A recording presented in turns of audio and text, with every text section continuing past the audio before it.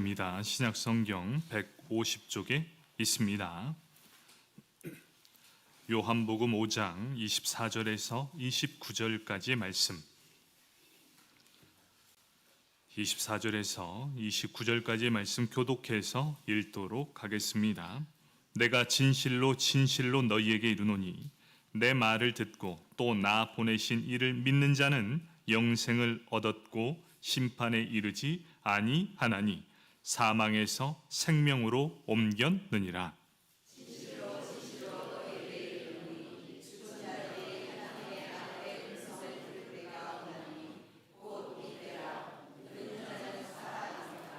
아버지께서 자기 속에 생명이 있음같이 아들에게도 생명을 주어 그 속에 있게 하셨고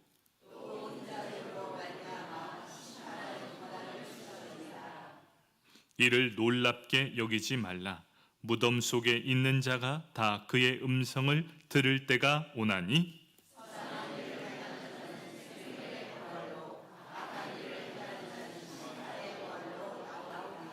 아멘. 성가대에 찬양이 있겠습니다. 저희 성가대에서 찬송가 171장을 준비하였습니다.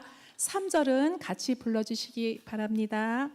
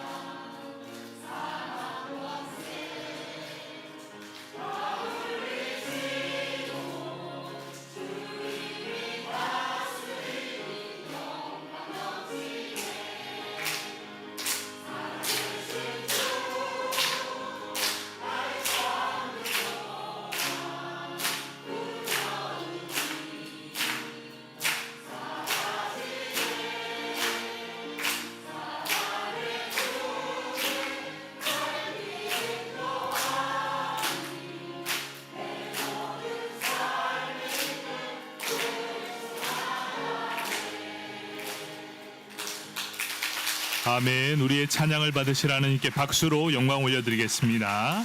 감사합니다. 우리 함께 요한복음 5장 24절에서 29절까지 부활의 두 가지 종류에 대해서 함께 은혜를 나누도록 하겠습니다. 우리 말씀을 듣기 전 우리 옆 사람 바라보면서 이렇게 인사하겠습니다. 예수님께서 부활하셨습니다.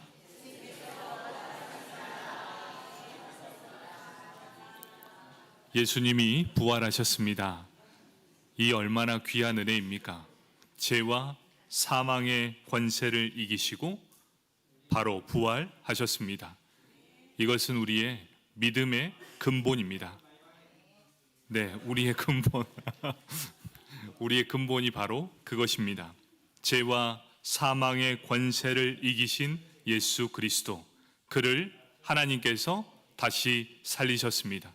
바로 그것이 오늘 부활주일이고 이 사실을 믿는 모든 자들에게 구원을 주시는 하나님의 은혜입니다. 이 사실을 믿는 저와 여러분이 되길 축복합니다. 아멘. 여러분, 우리가 인생을 살아가면서 피할 수 있는 일이 있고 피할 수 없는 일이 있습니다. 피할 수 있는 일이 뭡니까? 내가 만나고 싶지 않은 사람은 만나지 않아도 됩니다. 가고 싶지 않는 곳에 가지 않아도 됩니다. 하기 싫은 일은 하지 않아도 됩니다. 우리 속담에 이런 말이 있습니다. 평안 감사도 제 싫으면 그만이라고 합니다. 아무리 높은 관직이라도 내가 하기 싫으면 그만입니다. 이것이 바로 피할 수 있는 일입니다. 그런데 우리에게 피할 수 없는 일이 있습니다. 그것은 하나님께서 사람에게 정하신 바로 이 죽음이라는 것입니다. 한번 죽는 것은 사람에게 정하신 것이요, 그 후에는 심판이 있으리라 라고 말합니다. 사람이 한번 죽는 것, 이것은 정해진 것이라고 합니다. 전도서 3장에는 이렇게 말합니다. 날 때가 있고 죽을 때가 있다. 욥기 34장은 모든 육체가 다 함께 죽으며 사람은 흙으로 돌아가리라 이렇게 말합니다. 지구상에 지금도 1초당 2명이 죽습니다. 매일 17만에서 18만 명이 죽어가고 있습니다. 이것을 따져보면 1년에 6,300만 명이 죽어가고 있습니다. 여러분 어떻습니까? 죽음은 시와 때를 가리지 않습니다. 휴일이라고 사람이 안 죽습니까? 죽음은 전쟁터에만 있는 것이 아닙니다. 또 병원에만 있는 것이 아닙니다. 집에도 있고 들판에도 있고 사막에도 있습니다. 산에도 있고 바다에도 있고 거리에도 있습니다. 누구도 죽음은 피할 수 없는 일이다. 이 죽음의 권세가 얼마나 거센지 꺾을 수 있는 자가 없습니다. 때문에 죽음 앞에 두려움에 사로잡혀 살아갑니다. 그 누구도 이 죽음 앞에 자유로울 수 없다라는 것이지요. 그런데 오늘 이 본문은 어떻습니까? 이 불가능이라고 생각했던 죽음의 권세를 꺾어버립니다. 뿐만 아니라 사망의 권세가 더 이상 통치할 힘을 완전히 잃어버리도록 한 분이 계십니다. 그분이 바로 누구십니까? 하나님의 아들 예수 그리스도이십니다. 요한복음 5장 25절 말씀, 진실로 진실로 너희에게 이르노니 죽은 자들이 하나님의 아들의 음성을 들을 때가 오나니 곧 이때라. 듣는 자는 살아나리라. 아멘.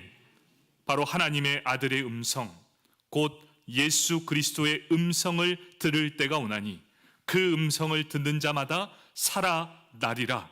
죽음의 권세, 사망의 권세를 깨뜨리는 바로 그 영광의 음성, 바로 이 말씀을 선포하고 있는 것입니다. 우리가 죽음을 두려워하는 존재가 아니라 이제 예수 그리스도를 믿어 우리의 구원을 이루시는 저와 여러분이 되길 축복합니다. 아멘. 오늘 말씀의 배경은 베데스다 연못에 38년 된 병자를 고치심으로 일어난 사건이었습니다.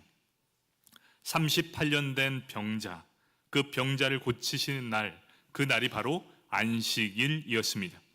유대인들은 그 병자를 향해 이렇게 이야기합니다.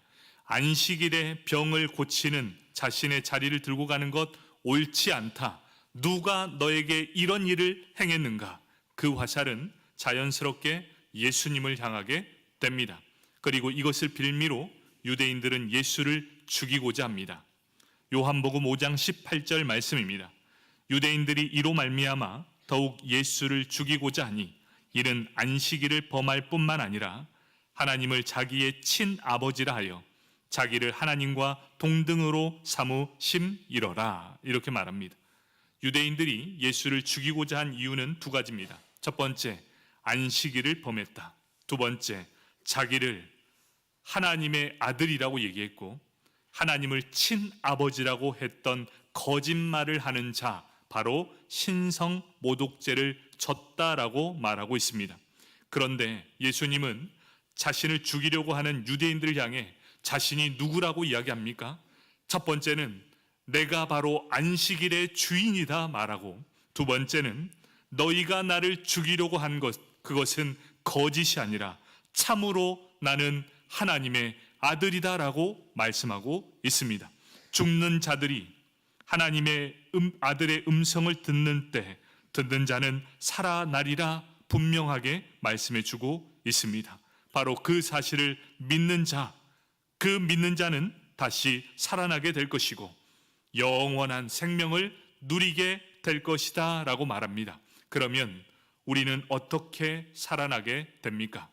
오늘 말씀은 이곳에서부터 시작하게 됩니다. 첫 번째, 모든 사람이 다 부활하게 된다는 것입니다. 요한복음 5장 29절 말씀, 선한 일을 행하는 자는 생명의 부활로, 악한 일을 행한 자는 심판의 부활로 나아오리라. 이렇게 말씀합니다. 한 사람도 예외 없이 모두 다 죽습니다. 여러분, 부활은 죽음 이후에 가능한 일입니다. 그렇기에 한 사람도 예외 없이 부활을 경험하기 위해서는 모두 다 죽어야 합니다. 죽음 이후에 우리에게 반드시 찾아오는 것이 있습니다. 그것이 무엇입니까? 심판입니다. 최후의 심판이 있기 전 모든 사람이 부활을 하게 됩니다. 예수를 믿는 자, 예수를 믿지 않는 자, 가난한 자, 부자, 병든 자, 건강한 자, 선한 자, 악한 자 모두가 다 부활하게 된을 말씀해 주고 있습니다. 예수님께서 이제 영광 중에 오실 때에 모든 민족들 앞에 모으시고 양과 염소를 구별하시는 것 같이 우리를 구별하실 날이 임하게 될 것이다. 그때 우리는 다 부활하게 될 것입니다. 두 번째는 모든 사람이 다 심판을 받게 된다라는 것입니다. 부활이 없다면 하나님의 공의가 온전히 실현되는 것은 불가능할 것입니다. 여러분, 만약 우리에게 부활이 없다면 우리 믿음의 사람처럼 불쌍한 인생이 어디 있겠습니까? 우리에게 부활이 있다는 것은 얼마나 귀하고 너무나 소중한 것입니다. 바로 부활이 있기에 우리는 손해보는 장사가 아니라는 것이지요. 왜 그렇습니까? 세상은 악하게 살면 더 잘 삽니다. 세상은 더 악랄하게 살면 더 잘 사는 곳입니다. 세상은 돈이 많으면 더 많은 복을 누리며 살아가는 세상입니다. 돈이면 다 되고 모든 것을 다 얻게 됩니다. 그런데 우리는 기억해야 될 것이 있습니다. 부활의 날, 부활의 그날에 모든 상황이 역전되게 될 것입니다. 자신만의 배를 위해 사는 사람과 하나님의 선한 일을 행하는 사람, 바로 부활의 날 그 상황은 완전히 역전시켜 주실 것입니다. 이 땅에 예수 그리스도를 믿어 거룩함으로 살아냈던 성도는 부활의 날이 승리의 날이 될 것이요 큰 만족을 얻게 되는 날, 그 날이 바로 부활이 있을 것입니다. 여러분, 바로 이 부활은 믿음의 사람들의 축제의 날이요 바로 부활의 기쁨을 누리는 날입니다.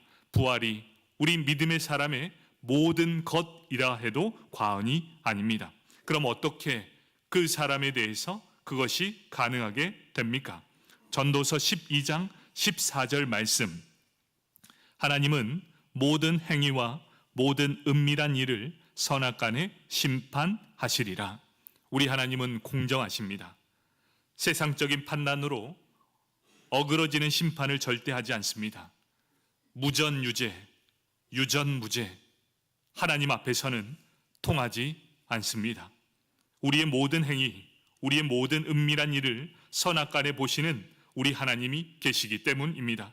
그리고 우리의 모든 행실을 기록하고 계십니다. 그리고 기억하고 계십니다.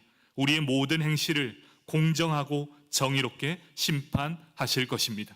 혹시 우리 성도들 중에는 한 사람도 없겠지만 어느 곳에 가니 이런 분이 계셨습니다. 살아서 실컷 내 마음대로 살다가 죽기 한 일주일 전에 예수님 믿어 천국 가는 사람이 있으면 좋겠다. 여러분도 혹시 그런 분들 없으시지요? 여러분, 하나님이 다 기억하고 계십니다. 지금도 여러분이 어떠한 삶을 살았는지 기록하고 계십니다. 그리고 모든 것들을 다 판단하시고 우리의 모든 행위와 모든 은밀한 일, 내 마음의 선악간의 모든 것을 심판하고 계시다는 것이지요. 여러분, 혹시 이런 마음을 먹었다면 하루속히 마음을 올바르게 먹으시고 지금 이 순간부터라도 하나님 앞에 거룩함으로 살아가길 축복합니다. 아멘. 왜 그렇습니까? 우리 하나님은 공의의 하나님이시기 때문입니다. 하지만 동시에 우리 하나님은 공의의 하나님일 뿐만 아니라 바로 사랑의 하나님이십니다. 이 세상을 너무나 사랑하시는 하나님, 하나님께서는 한 사람이라도 더 구원을 얻기 위해 이 땅의 심판을 계속해서 미루어 주셨습니다. 2000년 전 이 땅의 심판이 임해야 할 때인데 하나님은 그 심판을 2000년이나 미루어 주셨습니다. 왜 그럴까요? 이 땅 세상 가운데 한 사람이라도 더 구원을 받을 수 있도록, 이 모든 사람이 심판에서 피할 길을 얻을 수 있도록, 그리하여 영원한 생명을 얻기 위해 우리 하나님은 끝까지 노력하시는 분, 바로 그분이 우리 사랑의 아버지이십니다. 그러면 그 피할 길이 무엇입니까? 하나님께서 우리에게 피할 길을 주십니다. 심판을 피할 길. 요한복음 5장 24절입니다.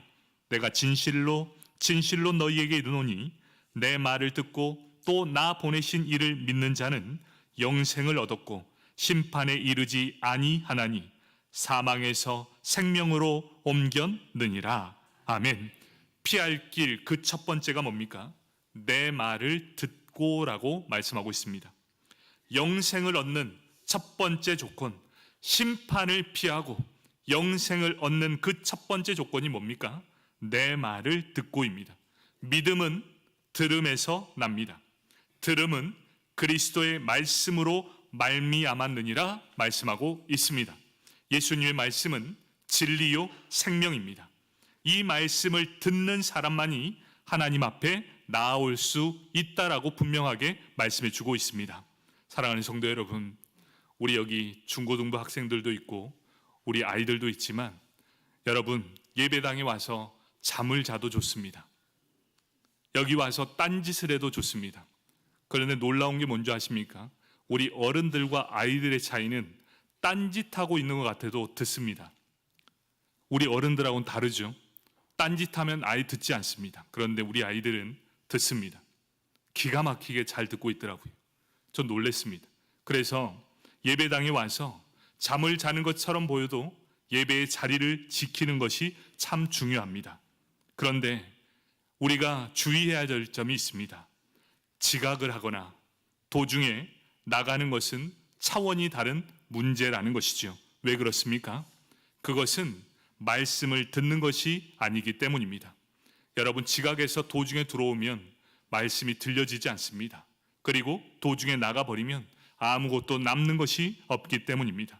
사랑하는 성도 여러분, 간절히 원하는 것은 무엇인가? 말씀을 듣기 위해 예배의 자리에 나와서 잠을 자더라도, 잠시 잠깐 졸더라도 이 자리를 굳건히 지키는 것이 가장 중요하다는 것이죠. 왜 그렇습니까? 당장에는 말씀이 들려지지 않을 것입니다. 도무지 무슨 말인지 이해할 수 없을 만큼 답답할 수도 있습니다. 하지만 여러분, 알게 될 것입니다.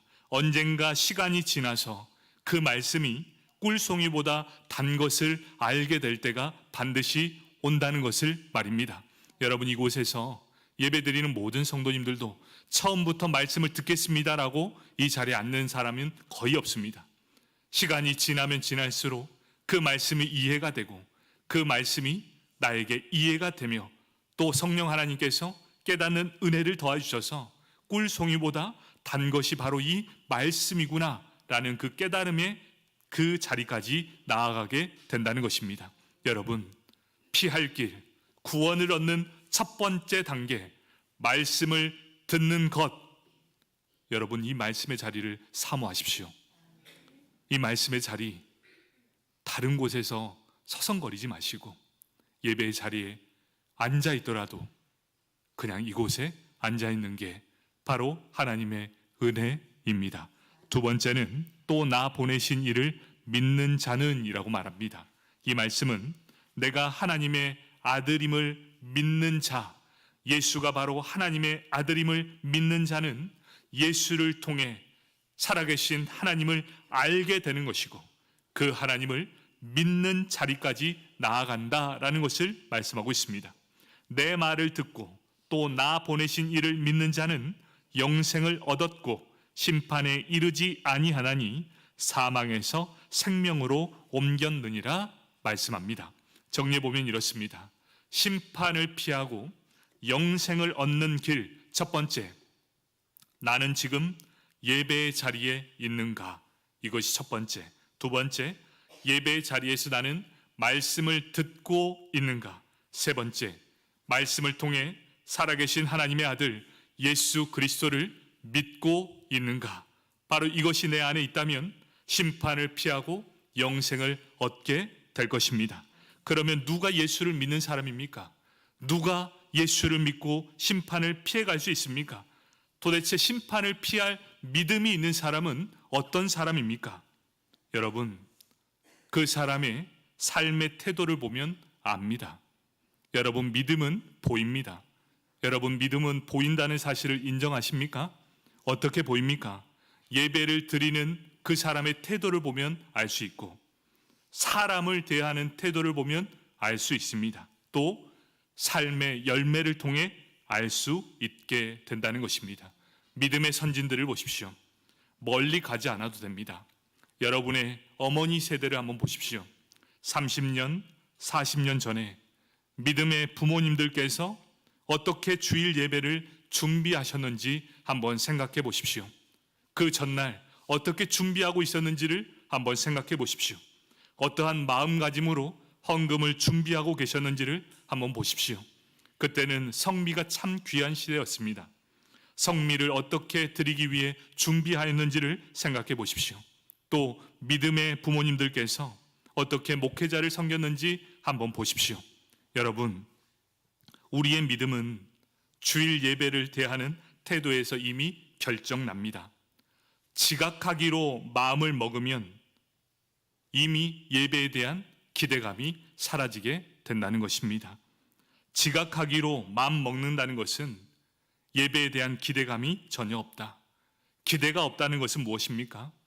나의 믿음이 없다라는 것을 분명히 보여주는 것입니다. 믿음은 보입니다.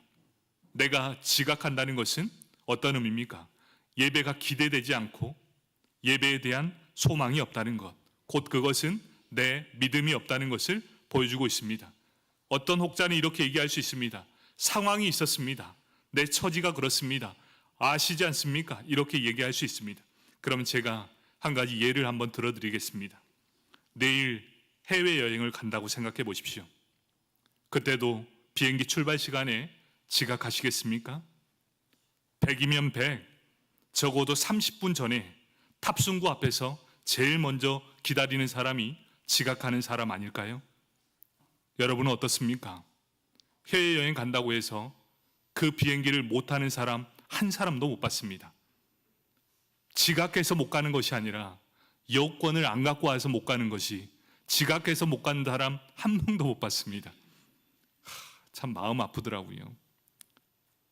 여러분은 어떻습니까? 예배에 대한 기대가 있으십니까?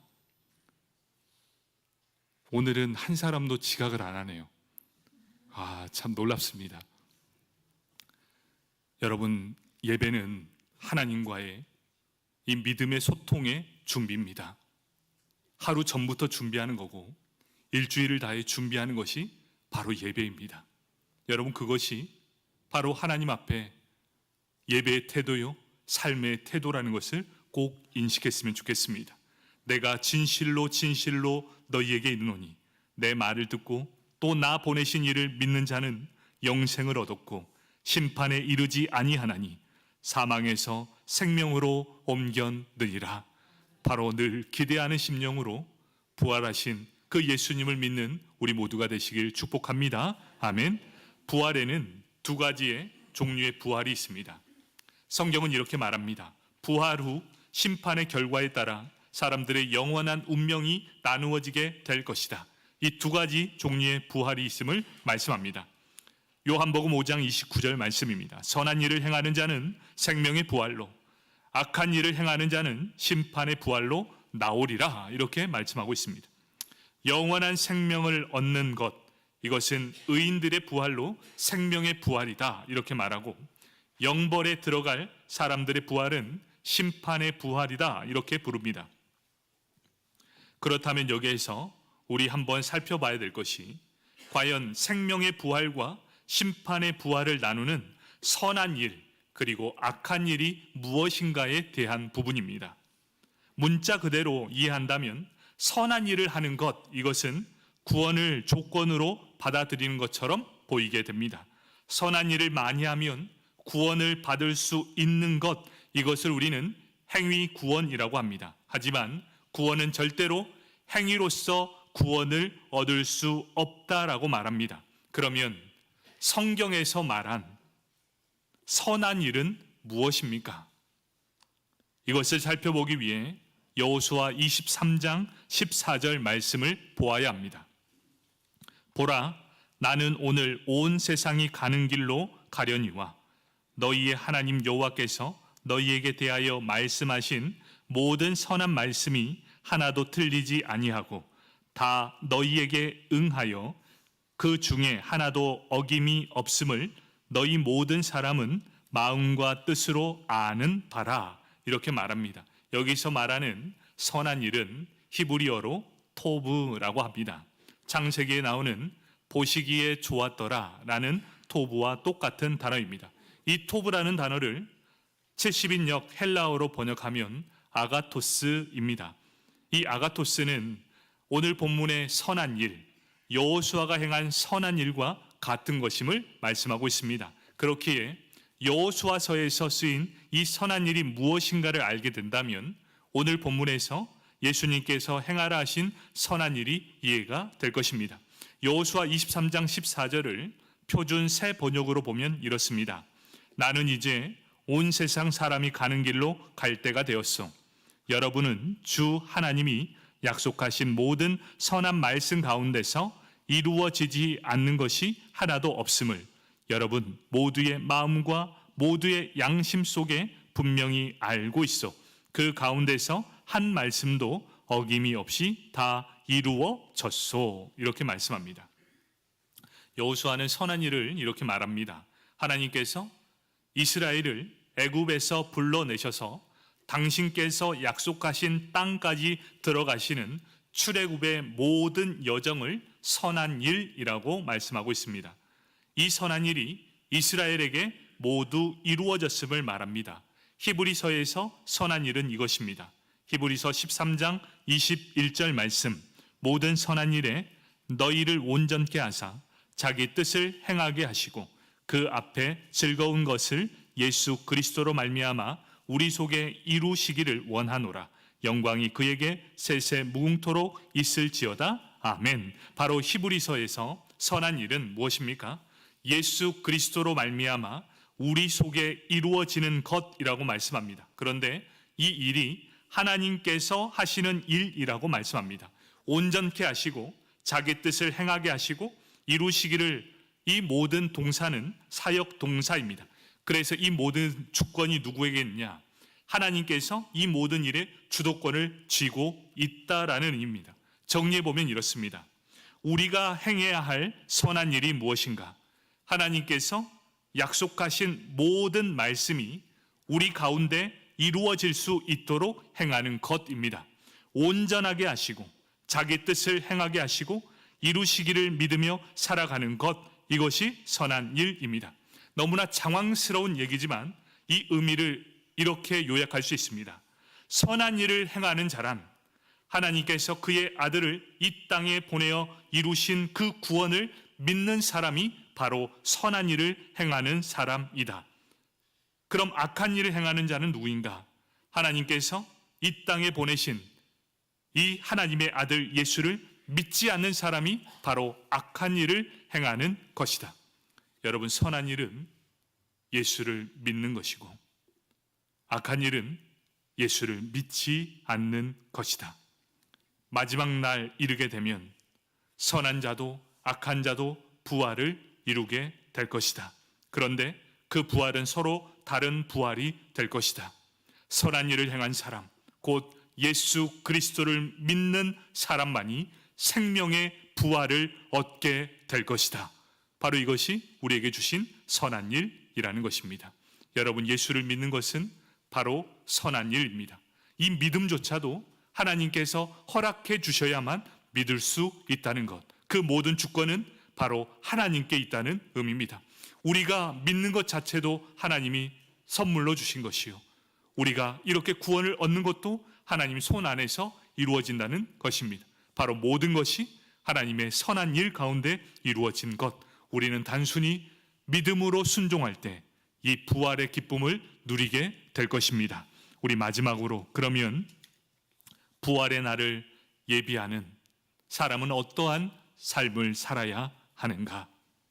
예수님을 믿고 부활의 기쁨을 누리는 사람은 이 땅에서 어떠한 일을 해야 하는가? 여러분, 짐 엘리엇 선교사 이야기를 하고자 합니다. 저는 짐 엘리엇 선교사를 참 좋아합니다. 저번에도 한번 얘기를 들었는데 오늘도 이 말씀을 나누도록 하겠습니다. 1950년도 시카고 휘튼 대학을 수석으로 졸업하고 교수직을 받게 된 짐 엘리엇. 어느 날 남미 에콰도르의 원시 살인족 아쿠아족이 너무나 흉악하여 아무도 그들에게 접근하지 못해 복음을 전하지 못한다는 글을 접하고 큰 도전을 받았습니다. 그리고는 아우카족에게 들어가 복음을 전하기로 결심하게 됩니다. 짐 엘리엇을 포함한 5명의 선교사는 헬리콥터를 타고 에콰도르 동쪽에 있는 쿠라라이 강가에 착륙했습니다. 그러나 그곳에 들어간 후 몇 달간 소식이 끊겼습니다. 선교단체는 그들을 찾기 위해 몇 달이 지난 후에 수색대를 편성했고, 그들이 그곳을 수색한 결과 그들은 참혹하게 창과 도끼에 찢겨져 죽어 있었습니다. 당시 사진 잡지 라이프지에서 복음 한마디 전하지 못하고 원주민들에게 의해 29살에 살해된 짐 엘리엇과 동료 선교사들의 죽음과 유품 사진을 크게 보도하면서 온 세계는 경악을 금치 못했고 모든 언론은 애도했습니다. 동시에 그들은 의문을 제기합니다. 이 무슨 불필요한 낭비인가? 이 얼마나 인적, 물적 불필요한 낭비인가? 라며 회의적인 반응을 보이게 되었습니다. 그 사건 이후로 미국의 수많은 젊은이들이 선교의 반응을 바꾸기 시작했습니다.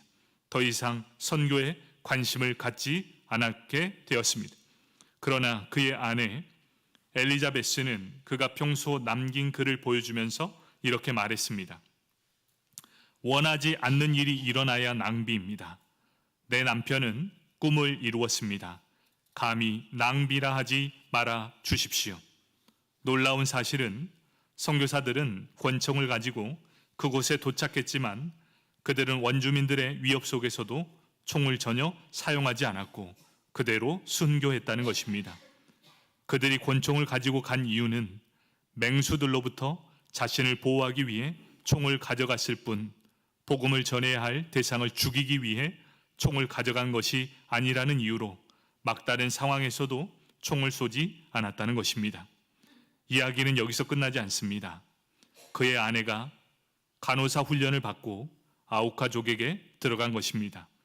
그녀는 남편을 무참하게 죽인 그들에게 예수님의 사랑을 들고 갔습니다.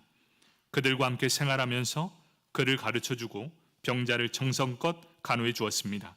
다행스러운 것은 아우카족은 남자는 죽이지만 여자는 연약함으로 여자를 죽이는 자는 비겁한 자로 낙인 찍혔기에 여자는 건들지 않았습니다. 그러나 그녀는 이러한 사실을 몰랐습니다.